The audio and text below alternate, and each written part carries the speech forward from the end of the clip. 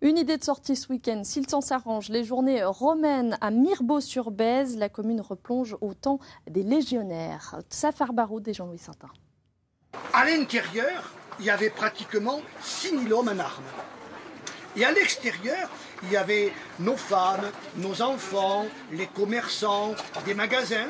Ce vendredi, 90 petits Gaulois ont pu découvrir le quotidien des légionnaires romains en Bourgogne.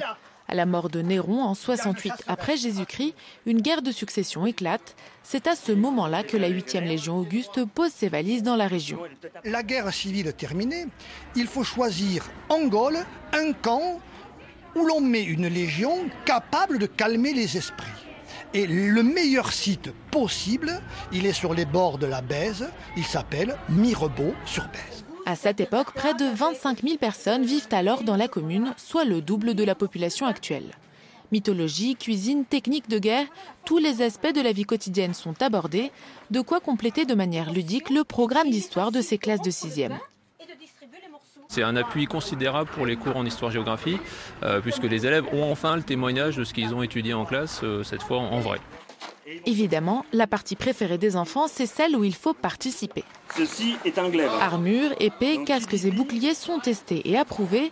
Il faut ensuite apprendre les manœuvres. D'abord, faire la tortue pour avancer tout en restant protégé. Et enfin, l'attaque frontale à la lance. Le plus important, c'est de rester groupé.